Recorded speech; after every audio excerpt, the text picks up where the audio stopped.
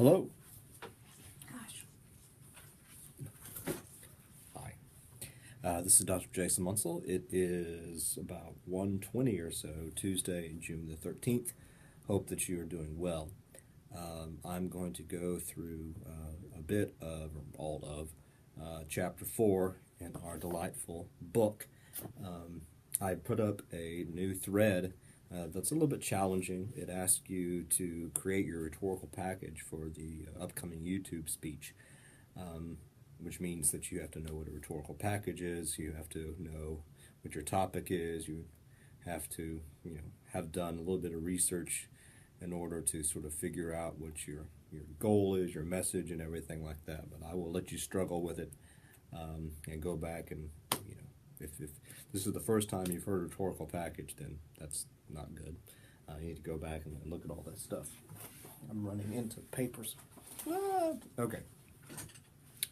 So this is a really interesting chapter. I know a few of you are dealing with some aspects of prison reform, but this is there's some things in here that are a little hard to understand, and sometimes things are a little bit too simplified, but some really interesting information. So it's a punishing chapter. Can you see that? I'm all about the puns, visual and verbal. What we have in our contemporary culture is punitive justice, right? Punitive means punishment. Folks are punished when they break the law. And what's really interesting is that within this larger context, we need to really think about what we think about. Well, we have to think about what we think about. When we think about law and order, crime generally, what's a crime? What is a victim? What is a criminal? All these different things, and so this is sort of a lot of this is sort of big picture rethinking what we think about when we think about law and order, generally speaking, and all the various components of that. So the first little section here: guns, guards, and prisons. By the way, I like that he talks a little bit about the National Rifle Association, or the NRA. Did you know that the National Rifle Association is not the only NRA? No, we also have the National Restaurant Association. Security notice, that's fine. It's a restaurant association. And you can go to this website if you so desire. Download speaker presentations from NRA show. And it's not about guns, it's about murders. Issues and advocacy. That's pretty interesting. Get involved. Advocacy news. I want to see advocacy news for NRA. Bill passes House with swipe fee protectors intact. Okay. Something about cybersecurity. I don't know what all this stuff is. Okay, well, they got food donations and all sorts of different things.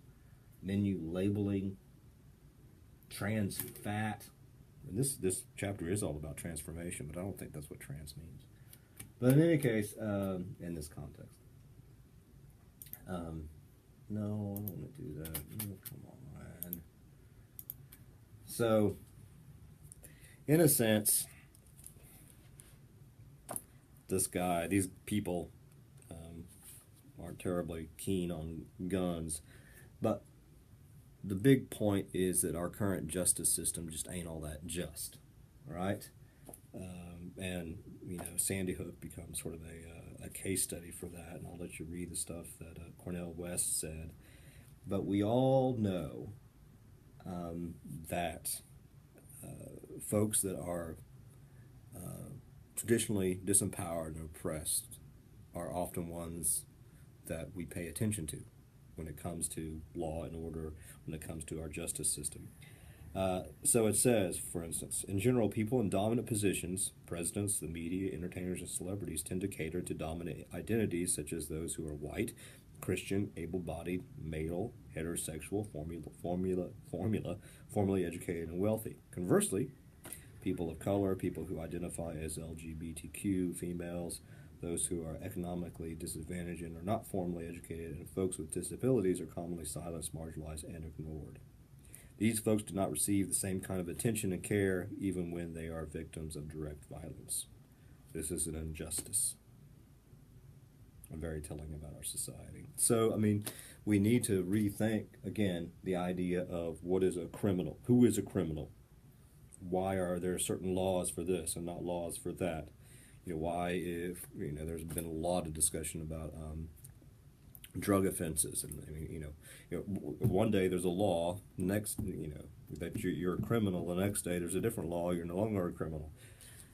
So there's just a lot of things to think about here, and as they move forward, or as the authors here move forward, they give us just a lot of pretty, hard to take almost information about our current U.S. prison system, which again is sort of a punitive system. Folks are punished, right? You do something wrong, you get sent to jail, prison, you are being punished. And oftentimes what happens, or what has been happening over the last few decades, because more and more folks have been, sentenced, we have privatized a lot of stuff, and there becomes sort of a monetary incentive to incarcerate people. And a lot of people call this prison industrial complex. This is what they say: the criminal justice system eventually became so overcrowded and unmanageable that there were not enough lawyers, judges, and courtrooms to properly handle all the cases, and therefore the U.S. prison population grew more than 2 million, with no more rooms in prison. The government now commonly imprisons people in their own homes. The whole operation has developed along a logic of privatization. More and more prisons and prison services are becoming privately owned. And then these folks work. Certain people and corporations now have a monetary incentive to incarcerate people. Yeah. By the way, if you did not see some of the more recent news about, some of the things that Obama did was to try to change the sentencing structure for some drug offenses.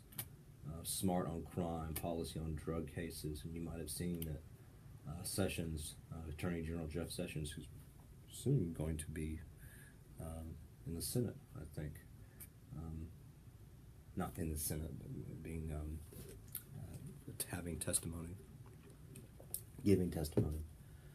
I'll let you read this, but it's just sort of interesting, the different perspectives here when it comes to all of this type of stuff. Okay, where did I go? So, but the long and the short of it is, our current system is pretty problematic in lots of different ways. And what they argue is that we need to transform our current punitive U.S. prison industrial complex system. They give an example of sex trafficking and how, as a relationship between incarceration and profit. Just all these people who have been arrested in different states, right? Here there are more people arrested, there's more people, and it's not just about population. Maybe not. But basically, it's all, as can be seen, illegal prostitution provides a guaranteed prison population and thus a guaranteed profit. That's what they are arguing. And then, again, as an example here, a lot of people sort of assume that, prostitution is a choice, whatever. There's lots of things to think about here. But the argument basically is that we need to really think about why people are doing what they are doing and how we can help them, and that our current system ain't helping them, and it's not, transforming our society in any sort of positive way. So that's why we have different organizations out there like Save the Kids, this Wisdom Beyond, Behind the Walls, Poetry Behind the Walls, and all these authors, I think, are members of Save the Kids, which is actually a really interesting website. So I have the link here if you want to look at it. I also put it on Twitter, I think, and also put it on Facebook. But it's a fully volunteer national grassroots organization building a movement dedicated to alternatives to and the end of the incarceration of all youth in the school to prison pipeline. So it talks about all these different things that you can sort of take a look at. Actually, there's a book review for this book that we are using. So that's that. And then there's some really good information about the Writing Behind the Walls project, BTW. It talks more specifically about that. And it also offers us, let's see here, a link, or I have a link here about the Poetry Behind the Walls, which is really cool if you sort of take a look at this. It's a book series dedicated to writing and art by youth incarcerated. And you can see what they're doing. Really interesting stuff here. But the point is, there's a lot of grassroots folks trying to do some of this stuff. But what they're arguing, we need to take these alternative approaches to the system, right? Because everything's sort of screwed up. Okay.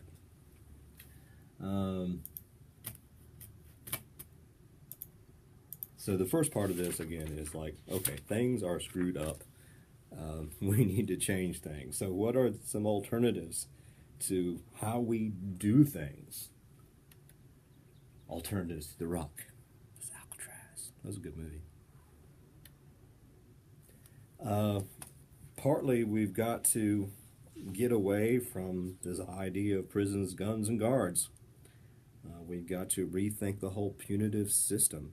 This is what they are arguing.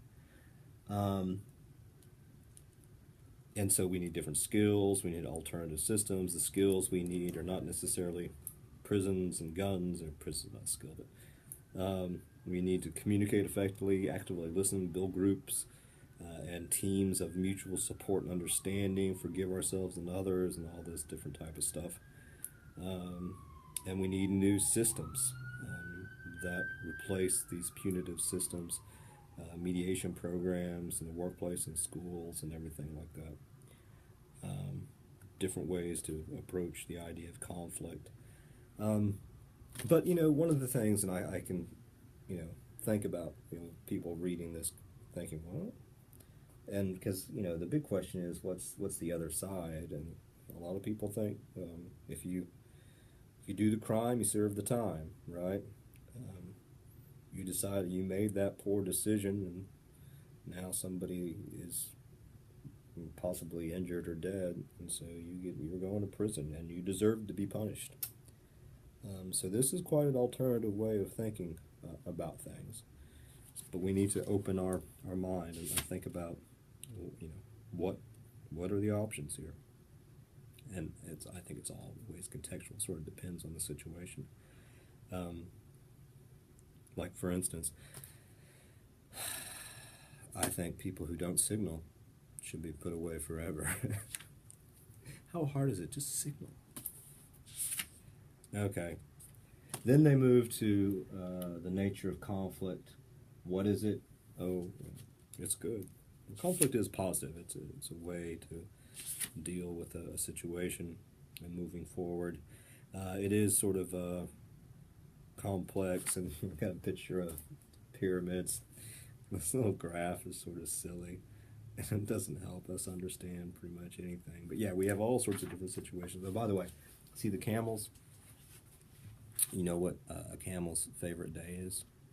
It's not today, it's tomorrow.